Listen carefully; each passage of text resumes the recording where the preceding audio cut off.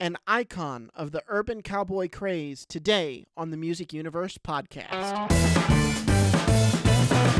Oh, buddy, how are you doing? I'm not bad. How about yourself? Oh, I'm jazzed. What coronavirus? Yeah, right? I mean, we're staying busy. We don't even think about it. Well, not just that. I've been wanting this guy for years. For years. Yeah, And I've been I calling the know. wrong person on it. And I called you last night and I said, buddy, we're going to get him. I think it's going to happen tomorrow. I said, we've been doing all these together. You have a drummer you want to do, and that's Rich Redmond. I'll make you a deal. You do the drummer by yourself. You go be a drummer nerd and let Yeah. me nerd out over urban cowboy music with Mickey for half an hour. And I got to talk to Mickey Gilley. And that was already Finally. on my mind to do it that way because I know how much you adore him and how much you really wanted him. So I'm like, you know what? You take that. I'll take this.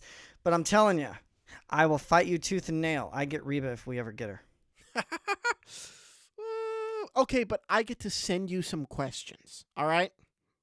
Fair enough. Now, before we throw to this, I want to set up, because I kind of go a little inside baseball on this interview at a certain point. Mickey had, in his Branson, Missouri show, he had the Mickey Gilley Theater for 20-some-odd years in Branson, performed for, however many shows a week during the season for those 2 decades. And he had a gentleman with him by the name of Joey Riley. And Joey was a multi-talented steel player, fiddle player, multi-instrumentalist, comedian, funny as heck, rubber face, my favorite comedian in Branson, no doubt. My favorite comedian in Branson, no doubt. I just adored him, and I don't know what year, and it's killing me that I can't remember, but in sometime last decade, I think in the early to mid last decade, Joey Riley lost a battle with cancer. And we talk a little bit about what Joey meant to Mickey, how he found Joey, because, man, what a talent he was. And, of course, we touch on all the hits for Mickey Gilley, all of his hits. I say, so tell me about your process selecting songs. And he went and had like 2 or 3 sentences on each of his 17 number ones. Wow. Yeah, 17 number ones, starting with Room Full of Roses, Window Up Above, just amazing, amazing music. He is, a great balladeer. What I meant to say is they were ahead of their time because he was a man who was emotional in his music and was not afraid to be emotional. A Southern gentleman who was not afraid to talk about it's either a headache tomorrow or a heartache tonight. I mean, we don't have that anymore in country. No, we don't. It's all modernized, and I kind of miss that about country. I do, and I know that 90s country I think is kind of the peak. It's the perfect blend of that sort of bar band, beautiful ballad music, and what's going on now. I think the 90s is where it crystallized, and the 80s was right where it was headed there with Urban Cowboy, which was shot mostly at Gilley's in Pasadena, Texas, which was Mickey Gilley's bar. So he was a thrill to talk to. 84, sharp as a tack. I just want to warn you, I think he connected he called me on a phone, but it cut out a couple of times. You get complete answers. It's not that bad, but his audio is crystal clear. So I'm not sure how he was calling in, but it cut out a couple of times. But not so much that you, buddy, will have to clean it up, but just so much that our listeners may go, what? But you'll understand, and it kind of clears up about 5 or 6 minutes in. I have to say, ladies and gentlemen, this is an interview I have been waiting for years, literally. Mickey Gilley, welcome to the show. How are you today, sir? Hey, Matt, I'm doing pretty good, and thanks for having me on your show. I appreciate that. Oh, well, it is a thrill. Thank you for agreeing to do it. You've been touring, you've been performing, you've been recording for a lot of years. Have you ever seen anything like what we're facing right now? Well, I thought 9/11 was about as bad as you're going to get. I've never seen anything this bad since I've been in the music industry and the face of the earth. I've been here for 84 years, and I have never in my life seen anything like this before. And I'm hoping I'll never have to see it again. Absolutely. I think we all are. How are you coping? I know you had some road dates that you're back out there, some by yourself, some with Johnny Lee. What are you doing during this downtime?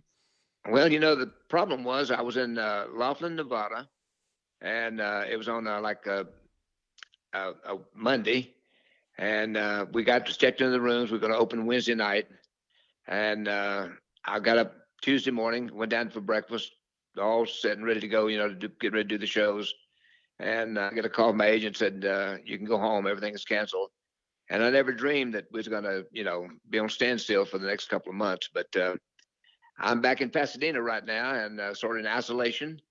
And I'm staying away from everything that, because of my age, if I happen to get the virus, I'll be in the ground. So I'm just trying to be as careful as I can, and not be around too many different people. But I'm coping with it. I got 23 acres of land that I own in Pasadena, and me and my sons, we got out here and we started working on the property. So I've got a little enjoyment out of that. That's about where I'm at the present time. Well, that's wonderful. I've been, like I said at the top, I've been wanting to interview you about your whole career for a couple of years. So if you'll indulge me and head back to the beginning with me, how did it start? How did you come to love country music, become a piano player? Where did the musical journey start for you? Well, I started back when I was like 13 years old, trying to get accustomed to the keyboard and the piano. On account of my first cousin, Jerry Lee Lewis, was into the music back when he was about 7 years old. And I never dreamed that I would end up in the music industry at the time. But we grew up together in Louisiana together, me and Jimmy and Jerry Lee, of course, and Reverend Jimmy Swaggart. Hmm.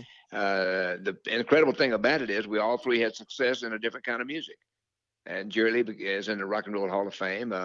And Reverend Swaggart is one of the biggest, largest selling gospel performers and artists in the world. And I come along in 1974 and happened to record, well, 73 actually, I recorded a song called Room Full of Roses, Hmm. thinking it was going to be a throwaway song. And after struggling for 17 years, lo and behold, I had my first number one national hit. And I almost didn't record the song because I thought it sounded too much like my cousin Jerry Lee Lewis. Every time I'd go in to make a record, somebody'd say, "What are you doing copying your cousin Jerry Lee?" So when I started having successful records, somebody said, "Oh, you copying your cousin Jerry Lee, huh?" And I said, "No, I'm trying to be exactly like him." I, lo- I love that. And Roomful of Roses was a B-side, wasn't it? It wasn't supposed to take off. Yes, the lady had the jukebox in Gilley's, the old nightclub Gilley's in Pasadena, Texas. I acquired a little local TV show in '71 after we opened the club up. And on the TV show, I happened to do a song called "She Called Me Baby All Night Long," the old Arlen Howard tune. And I walked in the club that night. She calls me over and she says, "Hey, Gilly, today on your show, you did my favorite song." And I said, "What was it?" And she said, "She called me baby." I said, "Yes, ma'am, that's a Arlen Howard." She said, "I know I'm in the jukebox business, and I want you to record it for me because that record's out of print." So lo and behold, I mean, about 2 months later, she calls me over again. She says, "Are you going to record that song for me? I'm going to put it on all the jukeboxes. I got 300 of them to Pasadena and Houston, and it'll be good for you in the club." And I went in the studio to record "She Called Me Baby," and we got the song laid down, and it sounded all right to me. And the bass guitar player looked over at me and says, "What you going to do for the B-side?"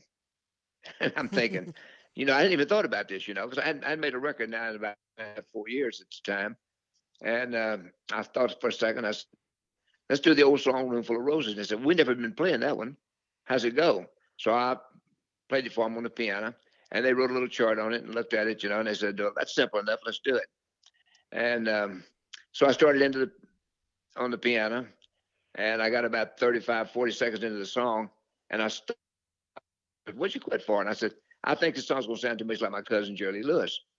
And he says, "Who cares? It's a B-side. Nobody's ever going to hear it." And I said, "You know what? I never thought about it. So I made the arpeggio on the piano, went into it, kicked it in, recorded it, and I got lost in the song. And I never will forget because when I did that little walk down, on the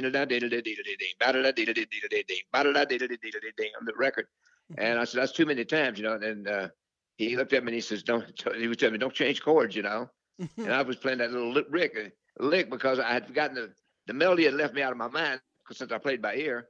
And so I said, "Oh, it's the B-side. Nobody's ever going to pay any attention to it." And, it ended up being one of the selling parts of the song because that's the first time I'd ever played that lick before on the piano. I used to practice playing and when I'd play the clubs. That's where my practice sessions come in, learn a song, and then I would ad-lib on the piano until I found the licks that I'd want to play in the tune. And that's what happened on Room Full of Roses. So I didn't think anything about it. And so when I released it locally, I'm thinking they're going to play "She Called Me Baby All Night Long." And the first guy I took it to, he listened to both sides of the record, and he says, I kind of like that flower song.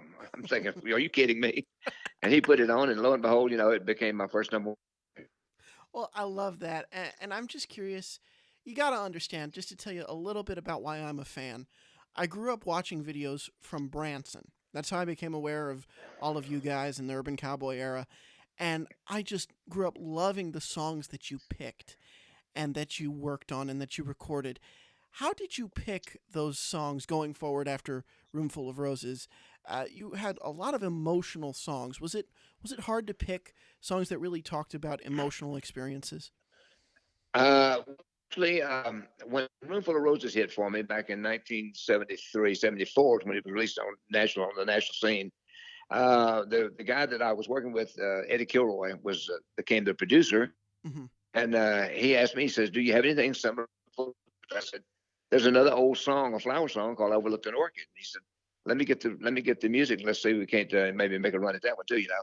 Hmm. And so he picked that one, and also he picked another song called Big.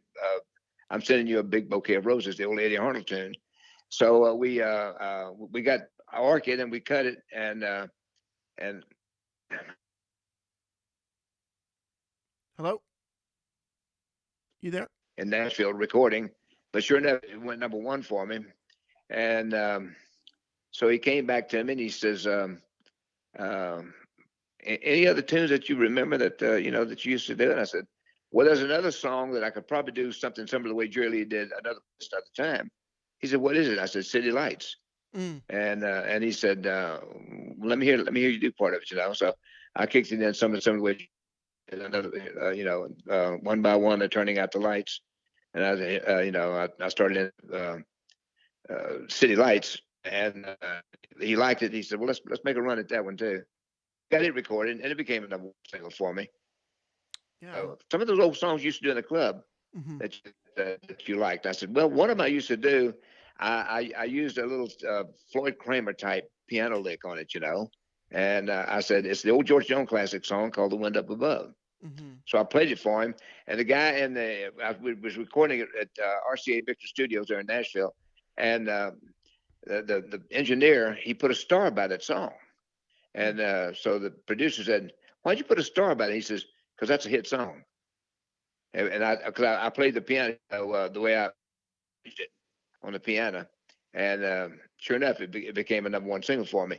And then we missed on a couple of tunes, and then I went back to a writer that I admired very much in Nashville. They went under the name of Foster and Rice at the time, and they wrote "She's Pulling Me Back Again," Mm. and I heard it, and so I grabbed the song and I played it for the producer. He liked it. We went in, we recorded it. It became a number one single for me.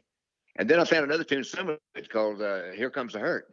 I thought it was better song than "She's Pulling Me Back," but it didn't go number one. It made the top 10, and so then I started looking for something a little bit different. And I happened to come across the old song "Bring It On Home," which I one of the best records I made in the '70s. I sat at the piano and I rearranged the way we did it, you know, at the piano and the arpeggio and the modulation and shortened it up a little bit and had the girls doing it, yeah, behind it and the whole bit, you know. And I think it was the best record we made in the '70s because 1976 and '77, the Academy of Country Music Awards show in Los Angeles gave me single and record of the year for that song. Yes, So they I was did. very proud and happy with that idea that we were able to put that together. And then, of course, along comes a couple more tunes that I tried to do that didn't quite make the grade.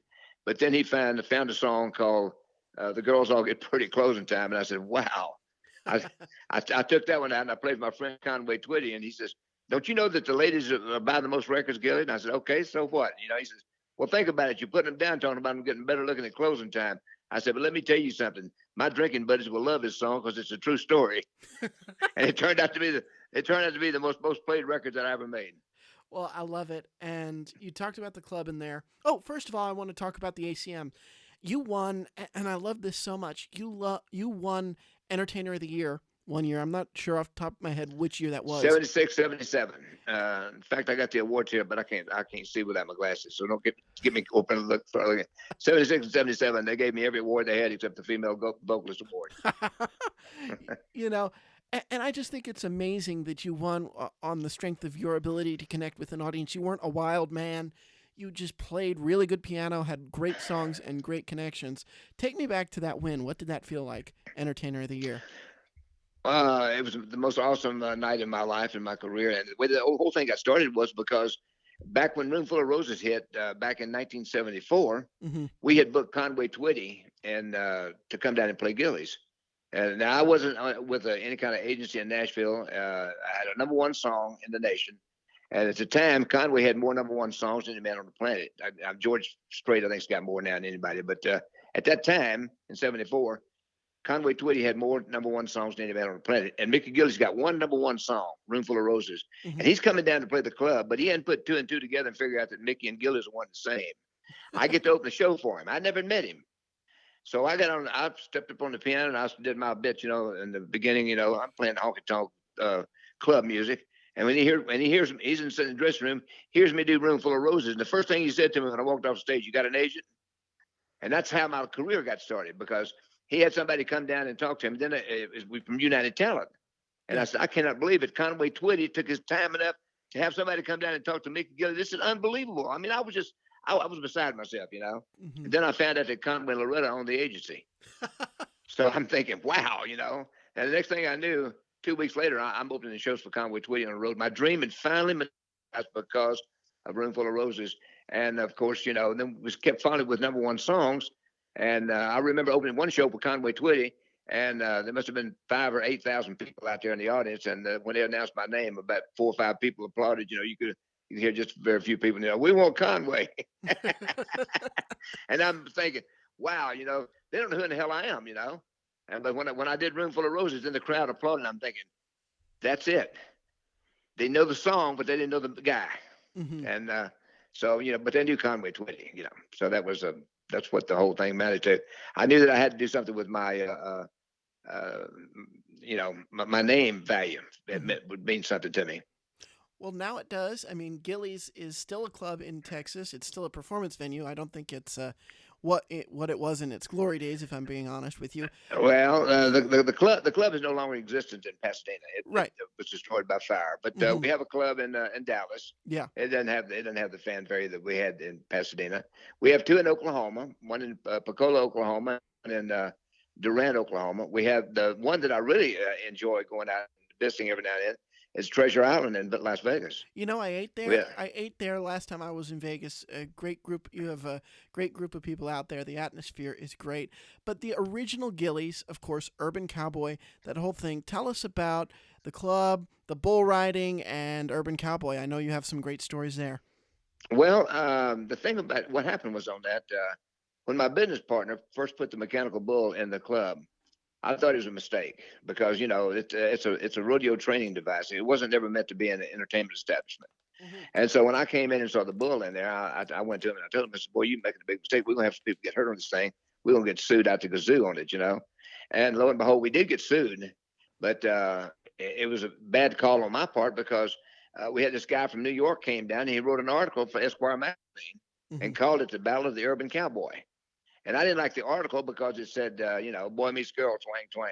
Boy falls in love with girl, twang, twang. The guys go kind of partying, twang, twang. The Gilley's, bang, twang, twang. The Gilley Rats, twang, twang. And I'm thinking, he's making fun of country music with this twang, twang bitch, Mm-hmm. And so, I was upset about it. I'm going out to do, I think I was going out to do the either Merv Griffin or the Mike Douglas show. I'm not, it was Merv Griffin. And he was riding out with me to California. And he says, "I know you don't like that article in Esquire magazine, but don't say anything bad about it because we may get a movie on it." And I said, "What side of the bed did you fall off on?" I said, "Are you crazy?" He says, No, they're looking at John Travolta to play the part." And when he said John Travolta, all of a sudden it dawned on me, wait a minute, Urban Cowboy, Country Night Fever, Saturday Night Fever. And I'm thinking, if John Travolta does this film, it's going to give us some credibility, Mm-hmm. And so when I go to sleep at night, when I wake up in the morning, I thank God for keeping me safe overnight. And when I go to bed at night, I thank John Travolta for keeping my career alive. What was that first meeting with him like when you met him the first time, John Travolta? Well, it was awesome because the things we had in common was at the time I loved singing, and at that time I had my ratings and I was flying back and forth from around the country in an airplane. Hmm. So I got to go flying with him, and he was working on uh, his pilot license. So I got to go flying with him, and which I enjoyed very much. And I got that one trip with him, which I'll treasure a lifetime. I'm not on a basis of where that we correspond back and forth all the time, but I did see him a couple of times after we did the film, and he's just a very nice guy. Hmm. And and he's unbelievable talented as far when it comes to the role he played in the film, The Urban Cowboy. I think anybody else played the part, it wouldn't have had the impact that it had. No, it worked because of him and because of you and because of the music in there, and of course your song, one of your big songs in the movie, "Stand by Me," the Benny King tune that you really is the best version of "Stand by Me" that anybody I think has ever done is yours. You capture it perfectly. How did you come to arrange it that way? What's the story I'll there? have to give the credit to the producer that did the song. His name was Ed Norman. He is now a big wheel in Nashville, Hmm. and he produced quite a few songs on me that changed my life totally. And the songs that he picked was just unbelievable from Mickey Gilley. He picked "Stand by Me" to do for the soundtrack of the film The Urban Cowboy. Did the arrangement on it, and I didn't appreciate the fact of the time he put in to do the song. I had to later go back and apologize to him and tell him, I needed him to work with me on my career. And sure enough, he picked songs like "You Don't Know Me," and "That's All That Matters to Me," "Headache Tomorrow, Heart Tonight," "Fool for Your Love," "Put Your Dreams Away." All these tunes that he picked became number one songs for me. We had a string of number ones right in a row, and it really changed my life because it opened up a lot more classier places for me to perform. Hmm. I mean, for the first time with him, it opened up, and of course John Travolta, who was doing the film The Urban Cowboy. It opened up, Vegas, Reno, Tahoe, Atlantic City. All the main showrooms opened up for me. Got to go to Europe. I came back. I worked at the White House with two presidents, President Ronald Reagan, President George Bush Sr. They invited me to come out to Hollywood and gave me a star on the Hollywood Walk of Fame. And then the scary part happened. They asked me if I wanted to come in and do some acting. Oh, man, you talking about scary.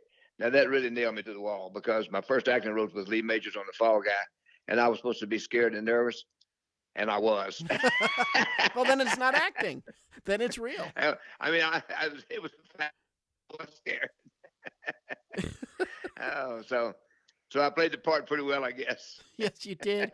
Went on to do Murder She Wrote, Fantasy Island. Did you enjoy doing those guest star But roles?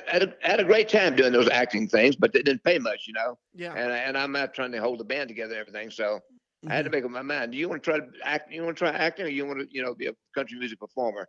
So I chose country music. But during the Murder She Wrote, I use it in the shows I'm doing. I show a little clip when I'm doing the show because I use video sometimes. I'm doing the performance, Hmm. and when I grabbed Jimmy Dean by the collar and I started shaking him down, I said, "Look there, I'm trying to shake the sausage out of Jimmy Dean." I love that. Yeah, yeah. Oh my goodness. So I want to take a little bit of time here to talk about how I came to know you, Branson, and your theater in Branson.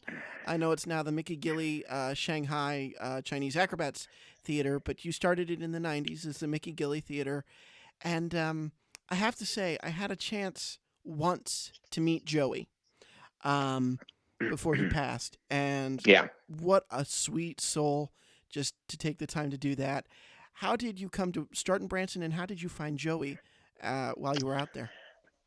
Well, what happened was when I first went to Branson, Missouri, I saw all these different things happening in Branson, and I went to some of the shows to Hmm. see what they were doing that kept them there on the schedule they were on. And it was a tourist channel. I knew that, and usually it was about 6 months. And so I went to some of the main shows. I went to was the Ball Knobbers and the Presleys Hmm. because they started everything off there in Branson, and it became a mecca for country music and the shows on the Strip, there on 76 Country Music Boulevard, and I looked at seeing what they were doing, and I knew at the time if I was going to survive that the way things were going in Branson, Missouri, that I had to have more than just some hit songs.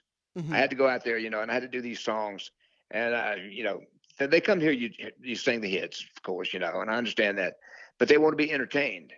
So when I found Joey when I went to interview this guy that was wanted to do a morning show in my theater. Mm-hmm. His name was Jim Owen. He just passed away at 78 years old. Yes. And Joey was playing guitar for him, still guitar and fiddle.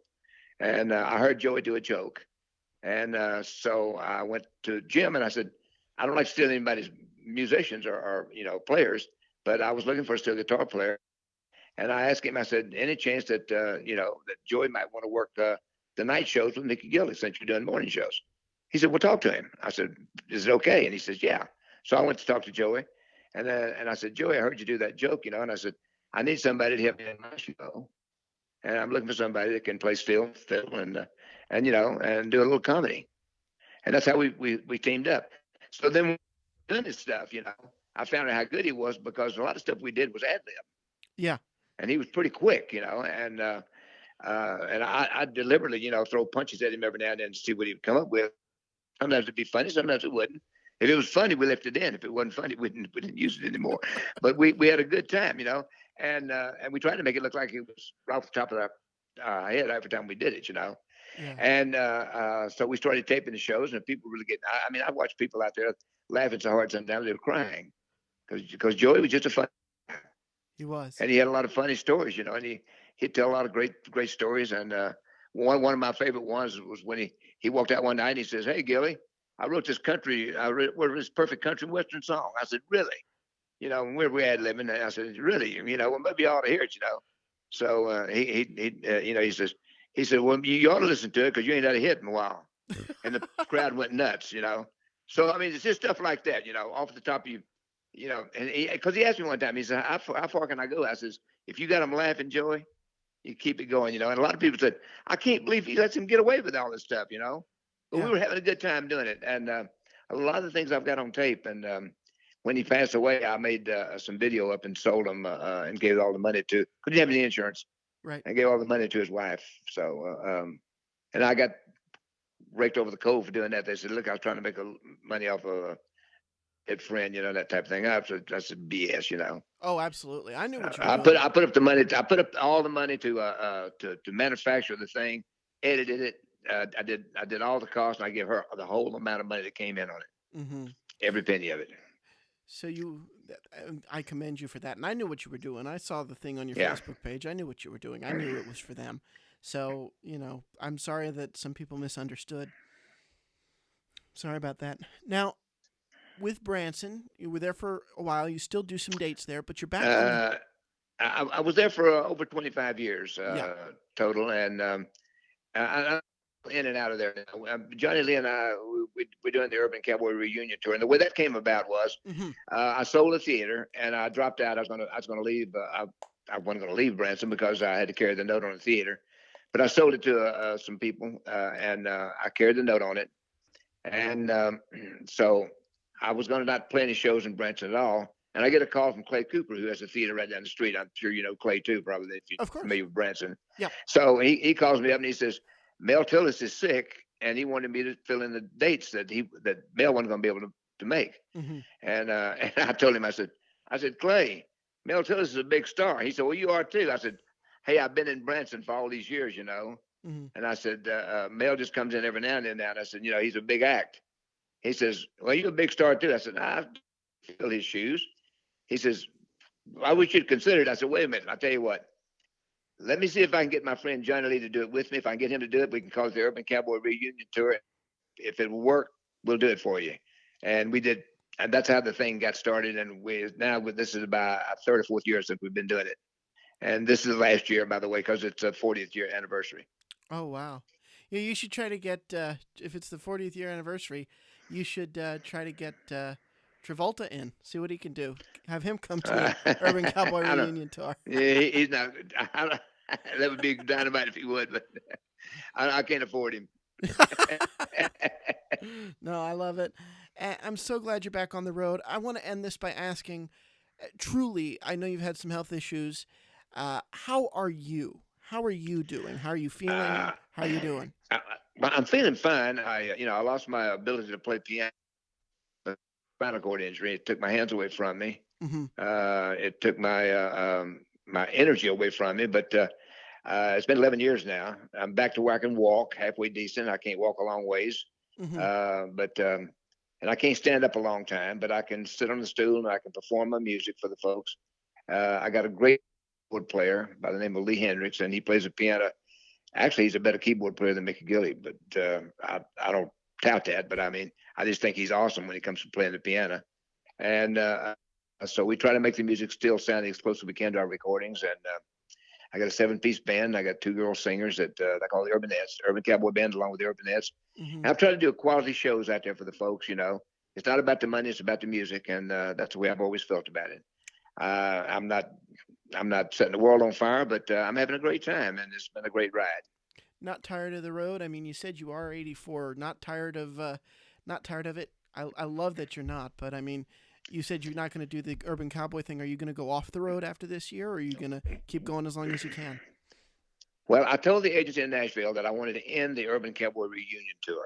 Mm-hmm. I said, if you want to book me, Johnny Lee, out there on together, we can still do some of the music, but I don't want it to be called the Urban Cowboy reunion tour because I want to be on my own. I want Johnny Lee to be on his own. Mm-hmm. Right now, Johnny are we're sharing the stage together, and we're sharing the band and the whole bit, mm-hmm. and we're paying all the expenses together. I said, I want to be an entity all on my own. I want Johnny to be an entity all of his own. Mm-hmm. If he wants to hire the band to play behind him because they know all of his music, that's up to him and the band. Yeah. So that's my big goal is to separate us so that we're not locked into having to do the things together all the way. I love Johnny, and we're like brothers, but it's time to call it an end. I mean, everything has a beginning, everything has an ending, just like Gilley's did. Yeah. Absolutely. Well, I wish you well. And I cannot believe, like I said, I've been trying to have you on this program for a couple of years now, and I thank you so much for spending a little bit of your time at home, as we all are, with us today. Thank you so much, Mr. Mickey Gilley.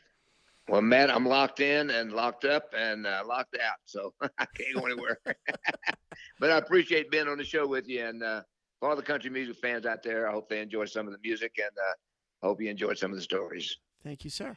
You know, buddy, there are people, when I started Talk for Two as a celebrity general entertainment podcast, which is my other show, that I've always wanted to talk to. And I said at the top, I've tried for years to get Mickey Gilley. I've always wanted to talk to him, and I believe in timing. And with this quarantine and everything else, it was just the perfect time to do it on this show. And I'm just so thrilled. So thank you for letting me take the ball and run with that one. Yeah, absolutely, dude. I enjoy doing them, and sometimes it's just better to let one person take it on. But I'll do every tandem one we possibly can. Absolutely. So, and he's 84, spending time on his farm, really enjoying it. And he said, call him anytime. So I'm hoping that when this lifts, and if it's by summer, and he's back in Branson doing some dates at his theater, I'm hoping I might go down and visit with him, because I think I need some good classic Urban Cowboy era country music when this is all over. Yeah, there you go. Something to take your mind off of being stuck at home. Absolutely.